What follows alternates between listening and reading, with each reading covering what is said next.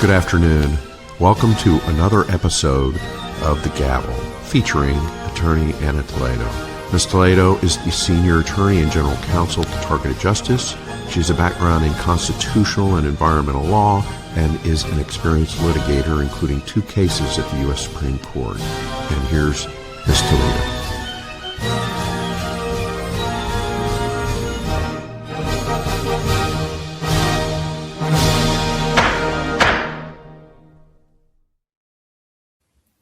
Hello, everyone. Welcome to this episode number 53 of The Gavel, a podcast dedicated to bringing you the latest news relevant to our community of victims of government weaponization, as well as the important updates of my mission for freedom here in Washington, D.C. I'm your host, Ana Toledo, an attorney with over 30 years experience in civil rights and environmental litigation that now has moved to DC to fight for freedom from what we all know is the unacknowledged special access program that has subjected us to hundreds of thousands of Americans to modern day slavery. Today is Friday, February 22nd, and this podcast constitutes a permanent historic record of our fight for freedom and fight to end government weaponization, which is a word that is in the mouth of so many people, but they don't really know what it is to feel military grade weaponry in your body.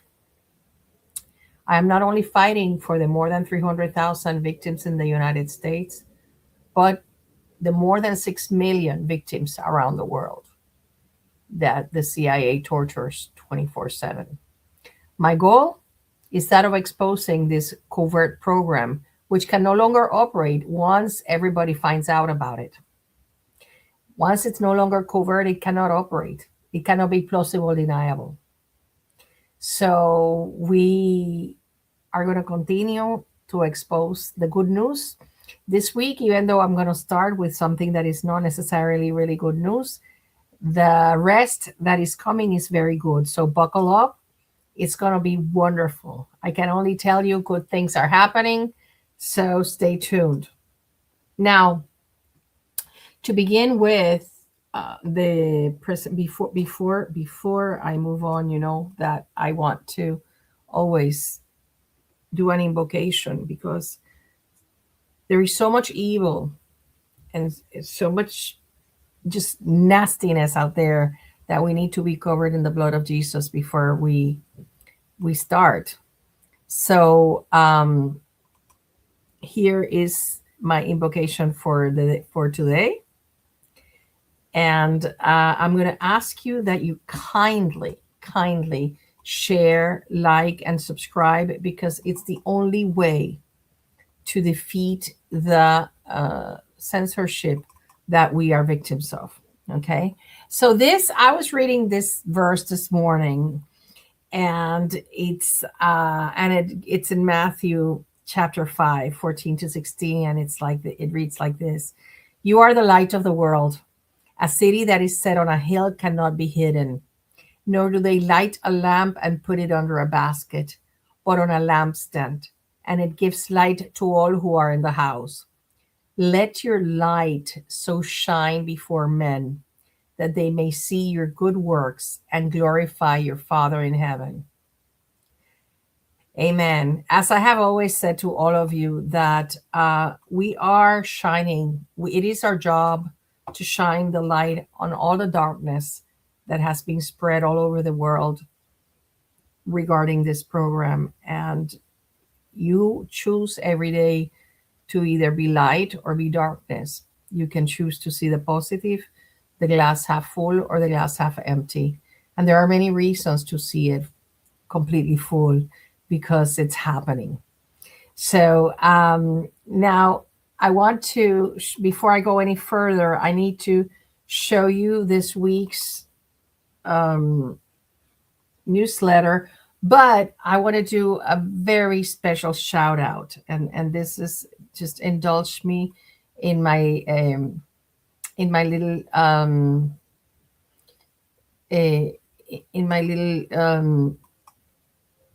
selfishness.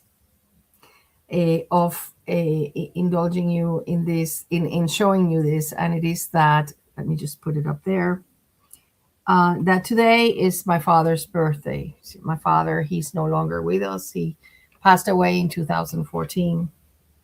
However, I am every bit of what I am thanks to obviously him and my mom. But a day like today, 1929, he was born in the mountains of Puerto Rico.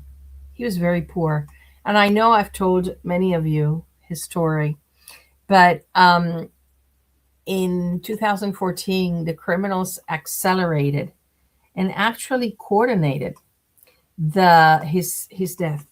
It was exactly at 10 p.m. on a day in August.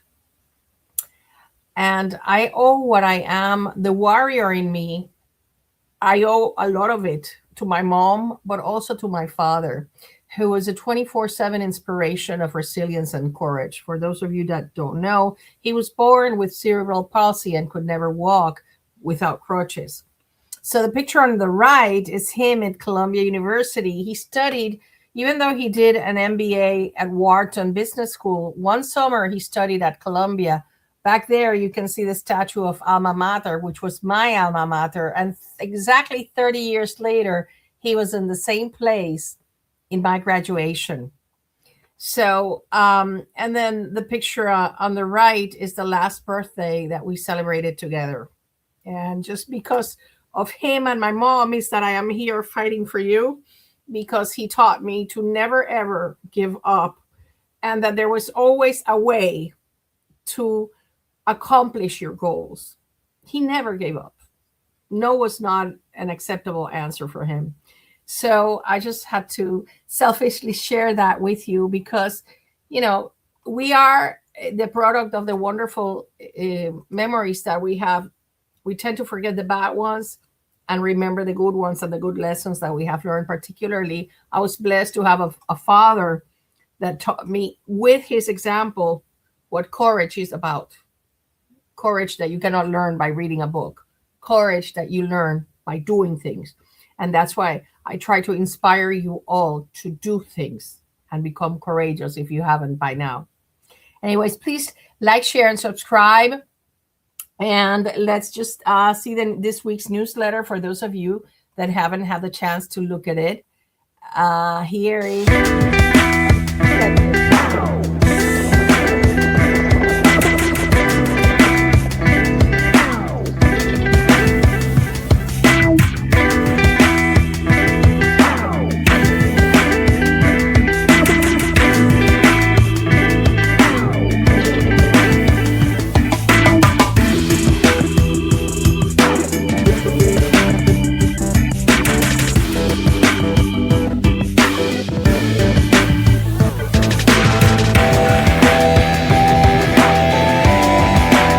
As you know, the hearing was set for May 13th. Somebody from Ana Toledo's office told me delayed. The word he said is delayed.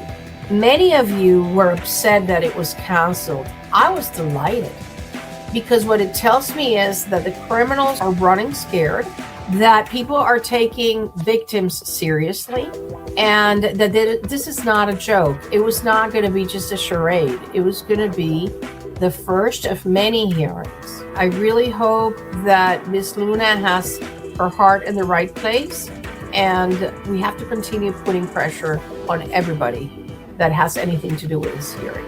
I don't think that it's going to get canceled. I think it is going to happen, and it's going to be huge. On X, trending MK Ultra. What this means in the lips of normies. This is what we have, digital warriors, have worked for so hard. We are getting there. Kudos to all of you, the unconditional support that you all have given us. Fusion centers. Can you explain how they coordinate targeting, please? Once a target is flagged in the system, the Fusion Center becomes the command hub that distributes that targeting profile to local operatives, street teams, and surveillance networks. They synchronize the harassment, timing of street theater, coordinating with employers or institutions to isolate the target, managing the psychological operations. It's the orchestration point. The orchestration. Hear how this targeted law-abiding citizen uses AI to explain how the secretive gang stalking program works. Targeted Justice has been stating these facts for years. When my targeting went overt, my car got vandalized several times. I got harassed wherever I go, including at my job. And the worst of it all, anyone I went to, whether family or law enforcement, didn't believe me. I was blessed to discover Targeted Justice.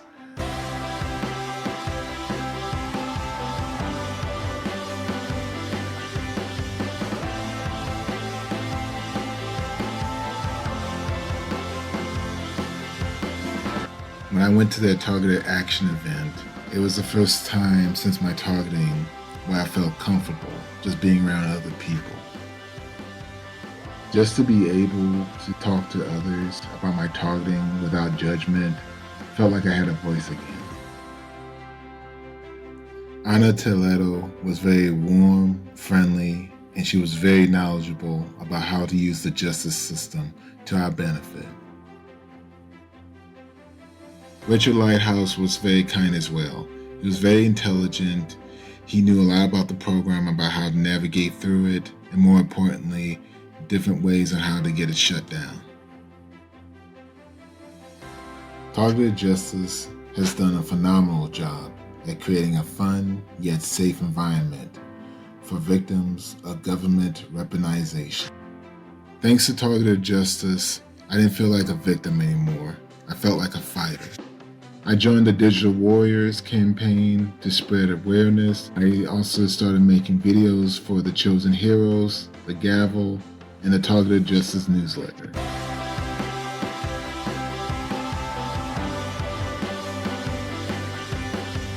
I am so grateful to be able to help out the TI community, and I'm also blessed to be part of Targeted Justice and taking this program down. Hi, my name is Sean Burton, and I'm happy to be volunteering for Targeted Justice.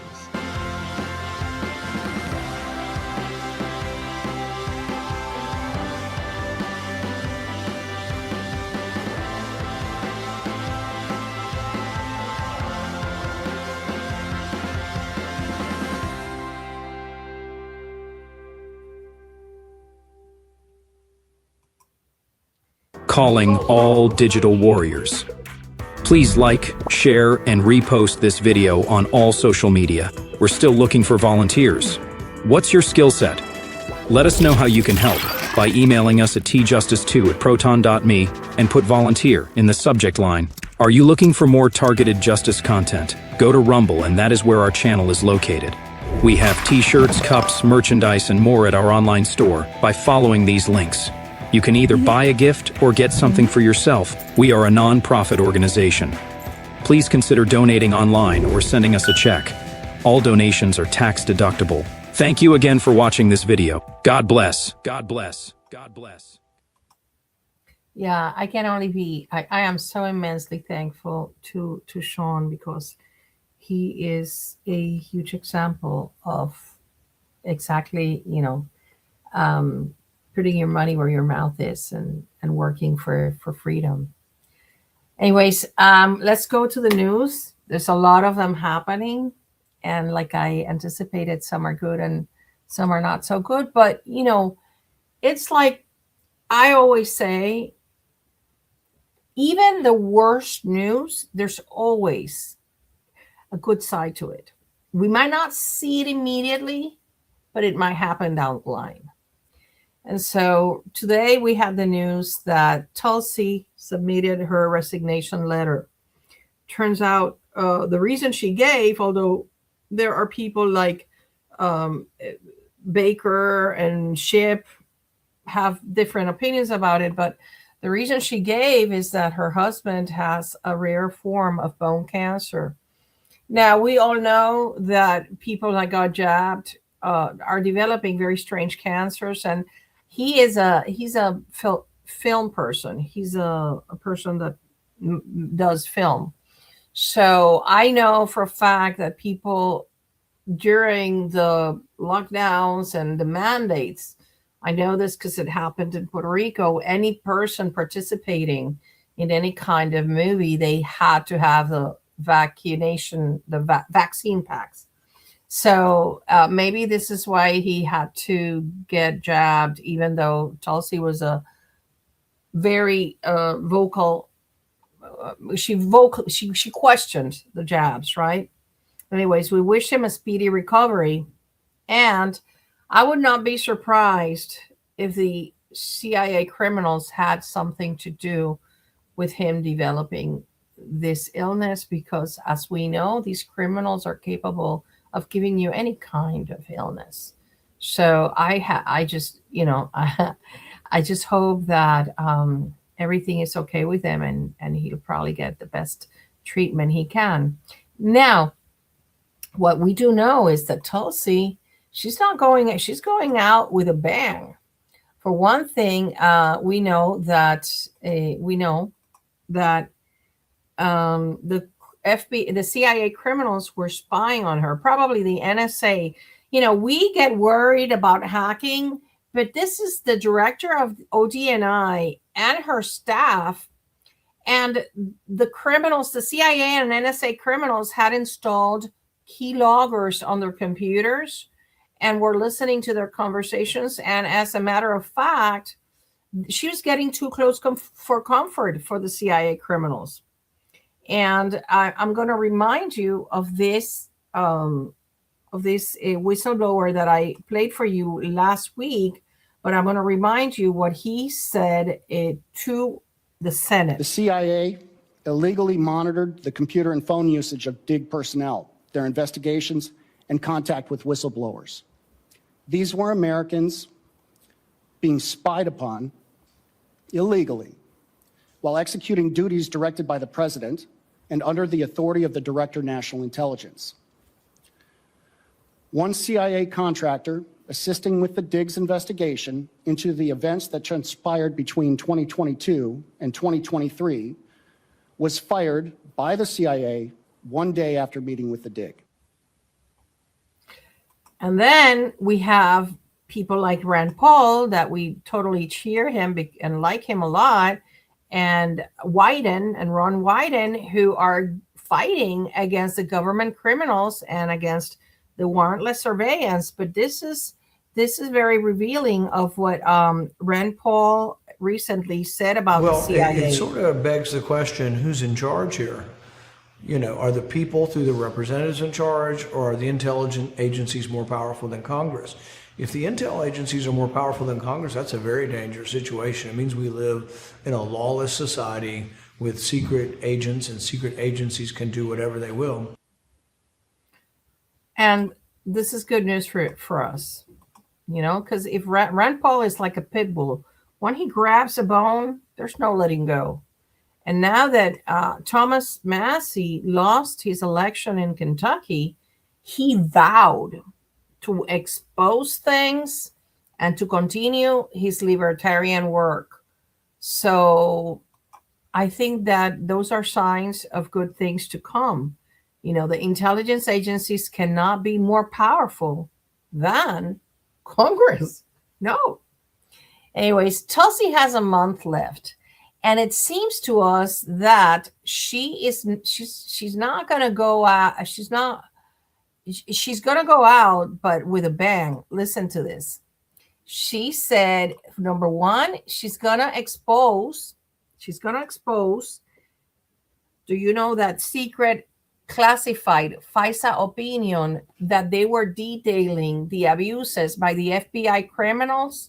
Well, she's working to declassify it. And just today, we got news that Daily Wire explained that she is going to even declassify more stuff.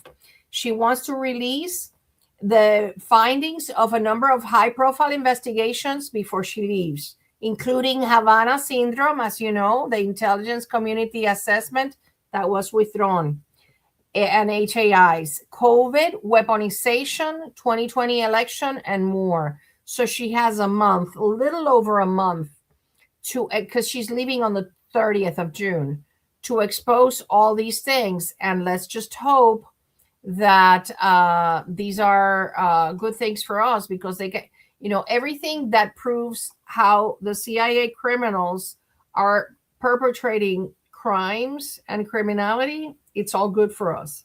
What we need is to defund the Denver domestic operations that operate illegally in U.S. soil. So we're counting on her to do the right thing, particularly because President Trump announced just today that her successor is going to be Aaron Lucas, a career intelligence officer that will no doubt be playing footsie with the CIA criminals, and the optics are nothing good. And the reason I don't speak without information here. This is what Grok told me about Mr. Lucas. Prior to that, he had prior experience, but in 2004 onward, he joined the CIA as an intelligence analyst, then quickly transitioned to the Directorate of Operations as a clandestine operations officer. He spent more than 20 years at the CIA. Does that give you any confidence? Not me. Serving both as analyst and covert operations officer with deployment worldwide. I'm sure he knows about the program. I'm sure he knows about the crimes against humanity. He rose to become CIA chief of station, managing sensitive clandestine programs, liaison relationships, and high-risk operations, including recruiting and handling assets overseas. Much of his operational work remains classified. Listen to this. He has been described as certified in advanced tradecraft and experience in breaking, and this is a quote, breaking all sorts of laws in the course of operations. There you have it. That's Grok telling me that. I didn't say that. So the future as it pertains to ODNI is bleak, but at least there are good things happening somewhere else. And I want to tell you about that right now. So, and also, we really hope that Chelsea does leave with a bang and expose us. She just leaves this big mess for them to clean up, exposing the CIA criminals who are watching. Hi, criminals. I'm not stopping. I'm not leaving Washington, D.C. until you are all exposed, and hopefully we can throw some of you in jail. Now, second good news. Good news for us. You know how I told you I came to D.C. because the narrative was FISA 702, Havana syndrome, illegal surveillance. Well, Judicial Watch has filed a huge lawsuit against the three-letter agencies for, show you this, for everything on Havana syndrome. What they have denied Dr. Bear, what they have denied us, they are going to have to give them, because these people have a huge legal machinery, the people at Judicial Watch. And so they sued FBI, CIA, DIA, ODNI, and ICE for records on Havana syndrome. It's a FOIA lawsuit and against the Department of Justice and the four other agencies, okay? They want the government to respond to multiple FOIA requests submitted by Judicial Watch in February of 2026 for extensive records dating back to 2016 regarding investigative, analytic, and operational response to Havana syndrome affecting U.S. personnel both domestically and abroad.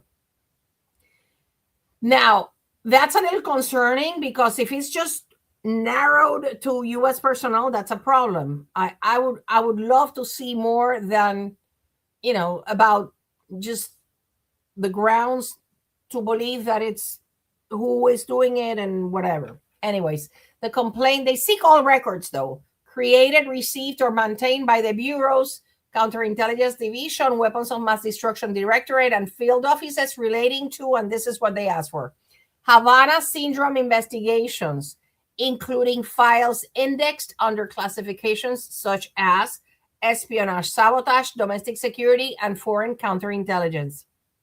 Now, I'm afraid that by including that description, they're going to exclude the CIA, because this parts from the premise that it's a sabotage, a counterterrorism, and it's the CIA criminals doing it. But let's just hope. The request also seeks FD 302 interview reports, electronic communications, case files, tons more, and CIA records addressing technical and scientific analysis of potential causal mechanisms for Havana syndrome, including directional energy, pulse radio frequency energy, and ultrasonic or infrasonic hypothesis. So the lawsuit also seeks Defense Intelligence Agency records relating to its internal Havana syndrome investigation, reportedly led by retired Army Lieutenant Colonel Ed Green. This is the guy that, as many of you remember, in May 8th of 2024, testified before the House Homeland Security Committee and explained that these weapons leave no entry or exit wound and make the victim feel as though they're going crazy. The downside to that is that by information on information I believe, I think that Mr. Ed Green concluded it was Russia doing it. But let's see what comes out of this. It can only be good, because information can only be good. Okay, so I think, and they're also asking our DNI records that the ones that were withheld, the intelligence community assessment methodology that were supposedly withdrawn and withheld from the public. So this is good news for us. All the heavy lifting that journalists can do, even if Catherine Hetrich doesn't want to acknowledge civilian victims, she's going to be forced into it. She's going to have to acknowledge it because it's inevitable. So all the heavy lifting they do, it's good. Now, this week I went with Analog Ana went to Congress with Jill Amack. Came to DC and we did a lot of work, but the most important work, and I just had to communicate this to you, was on Wednesday we went to Congress and we actually went to see, here you can see that little arrow there, that's me right behind the witness back there. We went to see the Southern Poverty Law Center hearings that were with the House Judiciary, in the House Judiciary Committee, presided by Jim Jordan. But after that, we met some good people there, some important people, and gave our flyers, etc. But after that, we had the amazing experience that we got to speak to two really important representatives, one of which is the fabulous Representative Burchett, and I'm not going to mention the other one. And then we met with one of the staffers that is in charge of the Havana syndrome, the MK Ultra hearings. And for half an hour, I just did not stop talking. And I talked to him about everything, including my dear friends, Janet and Jenny and their daughters, and FISA 702 and Havana syndrome, and how everything is connected. And the good news I want to tell you is this. We have been coming, targeted justice has been coming since May. We were here for a week. Then, and we met with a few people. Then we came in September for targeted action. But I can assure you that the attitude, the receptiveness, the inquisitiveness of the people we approached has changed 180 degrees. People now want to know what is going on. And it is also thanks to you that you have written, that you have demanded attention from your representatives and your senators. And the entire narrative has shifted. Now they know that they stepped into a landmine and this is not going away. A little later, I'm going to give you an email, but I just wanted to tell you that, like, Jill and I came out of there and we were just crying out of happiness because it was the first time that we know that the tide has turned and that the people in Congress are taking our claims seriously. And in that sense, I have to tell you that I will give you the email to write to in a little while. And I am going to urge you to take the time to do first of all, ignore your V2K, okay? Don't write anything that your V2K tells you, because your V2K is your enemy. Number 2, do an outline in a Word document and then paste it on to your representative or your senator. And just say, this is very real. MK Ultra never ended. And then just do not write 5 pages in single space, because they're not going to read it. Just do 2 pages and volunteer at the end and say, I am willing to testify or give you a sworn statement about this, about my experiences. You can start by saying, since 2014, I am a targeted individual. I discovered it like this. Among the many things that have happened to me range from this to this. My life has been obliterated in more than one ways. I cannot find a job. I am homeless. Whatever your story is, I have 24/7 microwave auditory effect that torments me. I got sleep deprivation. I got electromagnetic harassment. But please, please, for the sake of this community and the light shining upon the darkness, do not go off the deep end and rabbit holes and, it's my neighbor doing it. No. Your neighbor can be a gang stalker, but we're going to deal with gang stalking later. You can mention that you are a victim of organized stalking, because remember, the gang stalking is directed by DHS.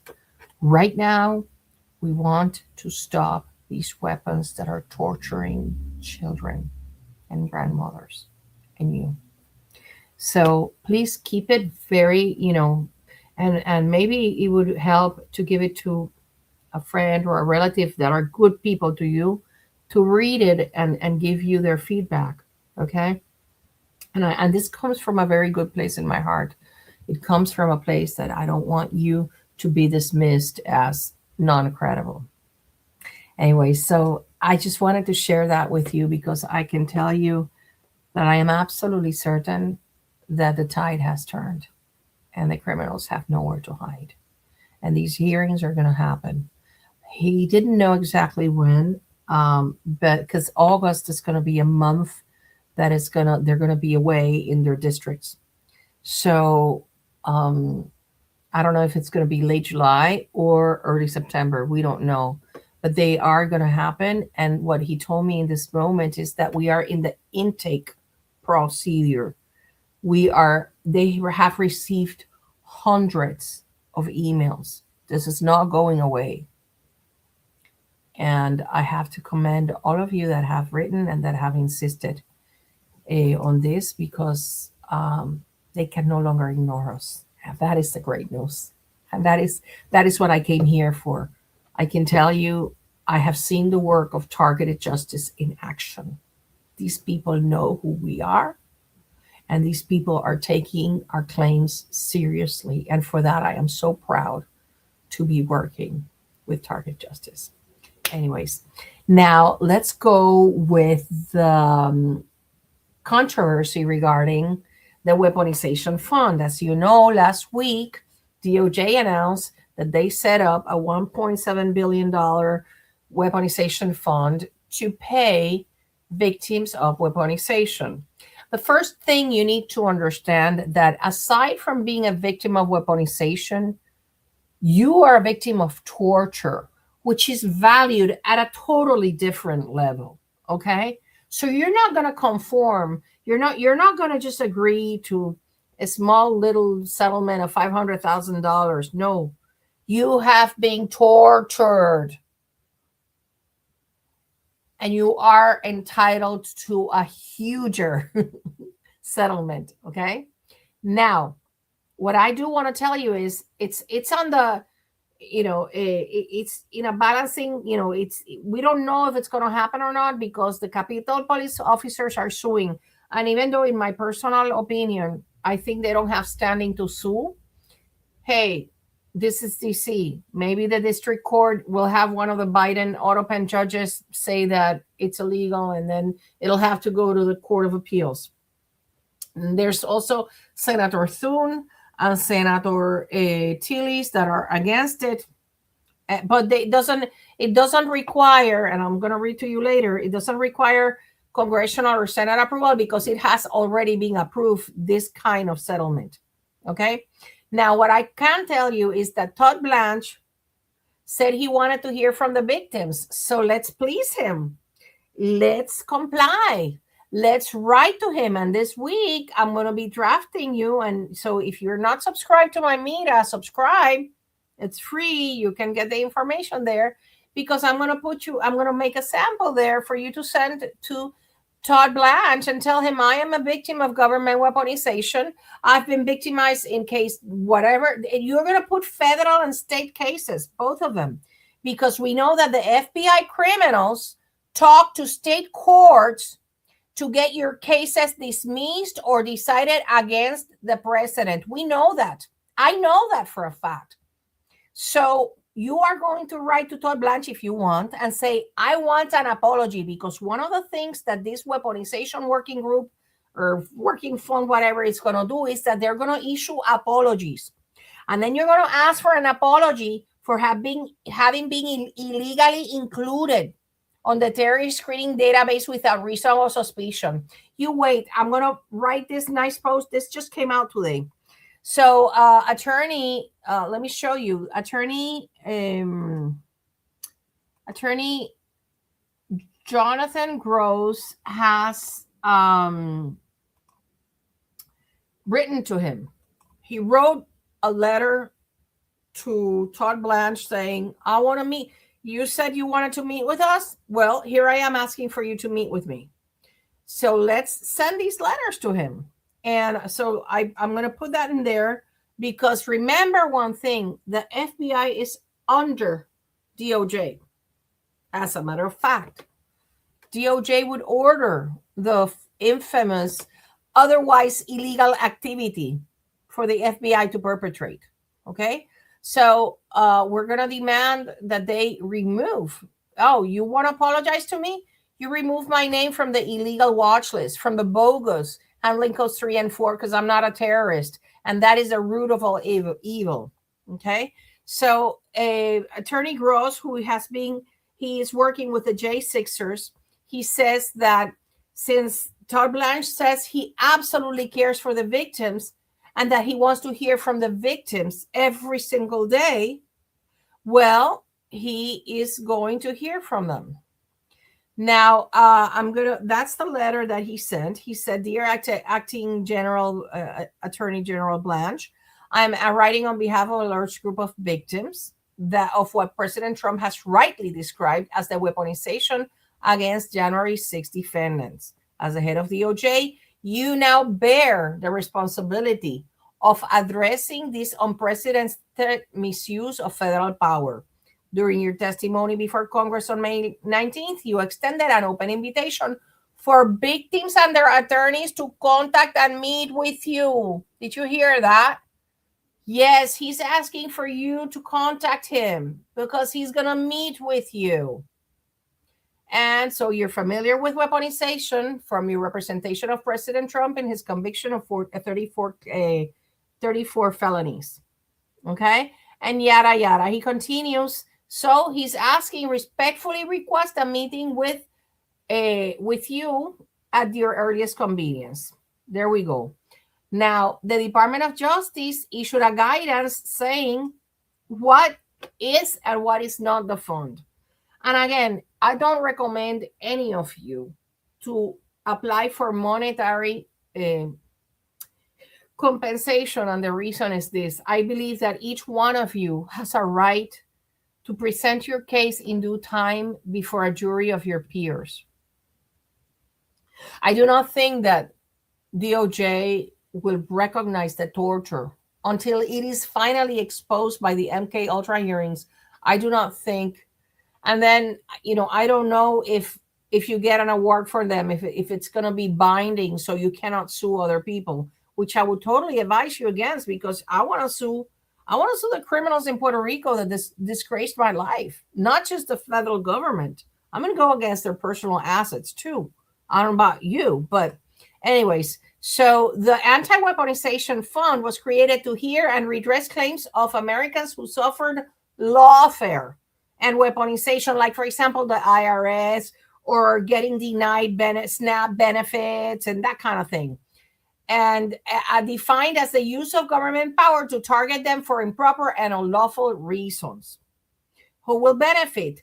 This is about seeking accountability for all Americans who were victims of lawfare and weaponization. Millions of Americans whose online speech was censored at the behest of the government. Parents silenced at school boards. Senators whose records were secretly subpoenaed. So they talk about the senators. Look at this, whose records were secretly subpoenaed. Guess what? Your records were secretly subpoenaed. So that's another thing you can add to your request to Todd Blanche. I want an apology, and I want the copies of all the FISA warrants. Churchgoers targeted by the FBI, and so on. The submission of a claim is voluntary. Nobody's required to do so. There is no partisan restriction. The fund will consist of 5 members appointed by the Attorney General, and 1 member will be chosen in consultation with congressional leadership. The members will be tasked with creating the guidelines for those applying to the fund. That's going to take, that's going to take months, and will ultimately decide which claims should be paid out. Claims are awarded on a case-by-case basis, and the commissioners must consider a claimant's personal conduct and character when making a determination. You know what that sounds like, right? Personal conduct and character. And the funding, as you know, comes from a judgment that a judgment approving a settlement of some lawsuits filed by Donald J. Trump and his son against the IRS. So it will receive $1.776 billion.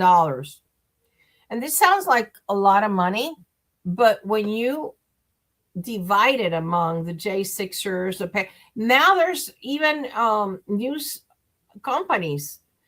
broadcasting companies that are saying that they were victims of weaponization as well. So there's going to be not just people, but also corporations that are going to be submitting their application. Anyways, I will certainly will do the request for an apology, because I know that I have personally, and many of you have personally, been victims of lawfare. Anyways, so we're going to continue to make our voices heard. And in this context, I want to show you, because this is what's going to happen. This is what's going to happen when MK Ultra Never Ended is exposed. This is what will happen to you. I'm David Johnston, and I think J6ers have paid enough.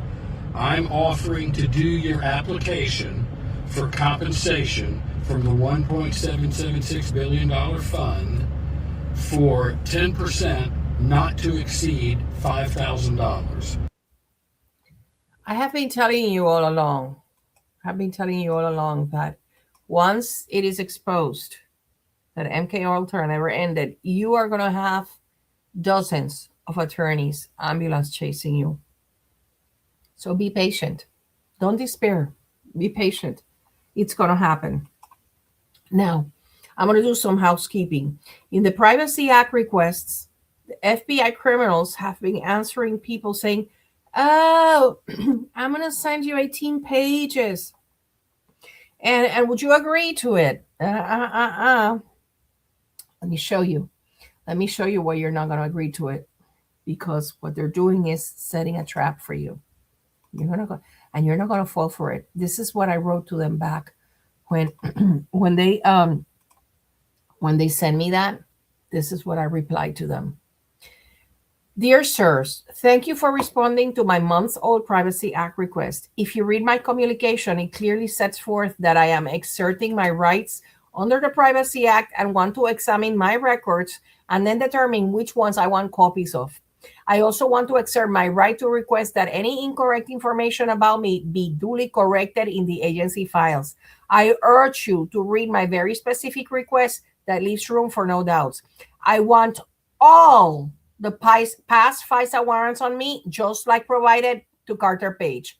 I want access to my TSDB nomination form and complete threat screening center file, just as you provided to Christine Crowder during the Quiet Skies investigations. I want all the communications that the FBI and their assets have had with the members of the Puerto Rico judiciary to take away my property rights. I want the receipts on all the people that the FBI has paid to spy on me and destroy my life. I want the receipts on all the money that the FBI and its collaborators have spent to destroy me.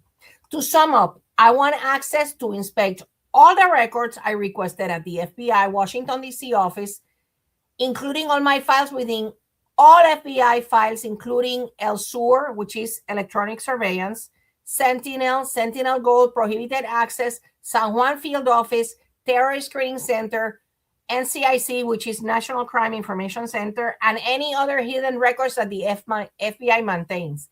If the production of records you wrote to me about does not include any of the above, it is incomplete. I am a law-abiding American with rights under the Privacy Act to obtain access to the records requested.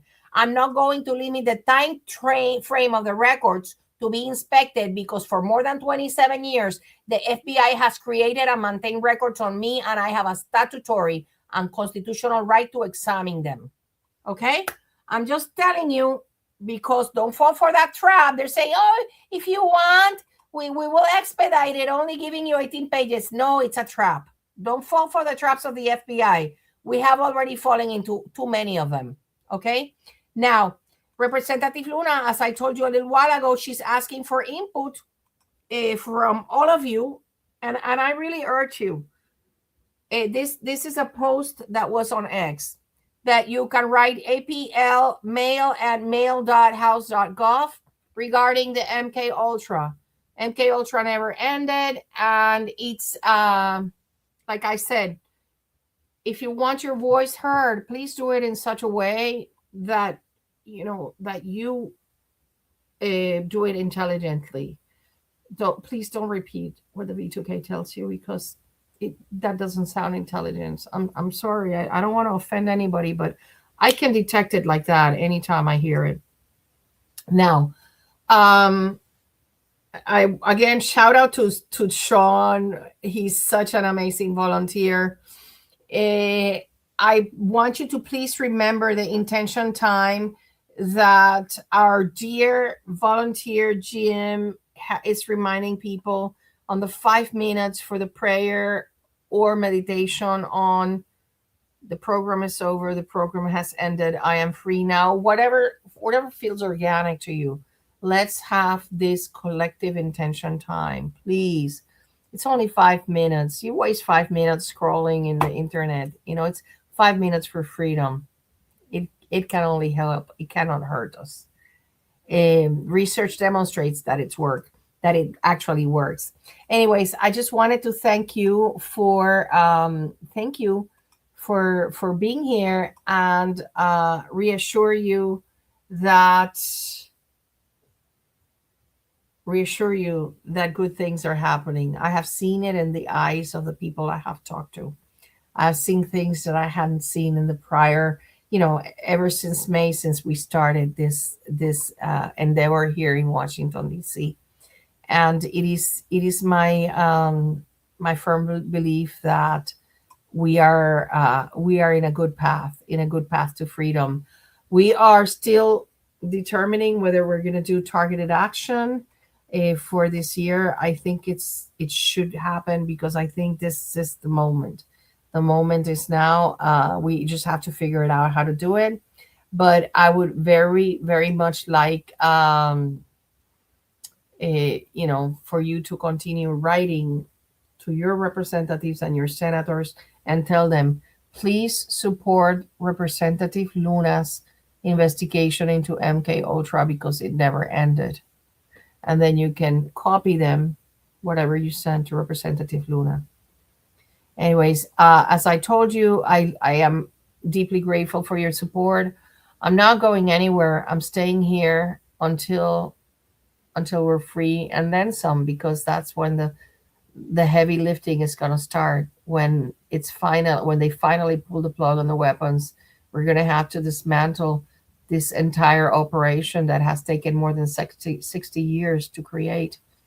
We have to go for the criminals at DHS that are, the boots in the ground on the ground. We have to go for the InfraGard criminals that hack and spy on us illegally without reasonable suspicion or probable cause. And there's a lot of layers of dismantling that have to be done. But once the weapons are shut down, life is going to be just so amazing. And I am counting just on that. We're going to do it. We're closer than we have ever been. So please, this is no time to back off. This is a time to get yourself together and continue the campaign. Continue red pilling people. MK Ultra never ended. Okay. Thank you so much for being here, and I hope to see you next week for another episode of The Gavel. Thank you.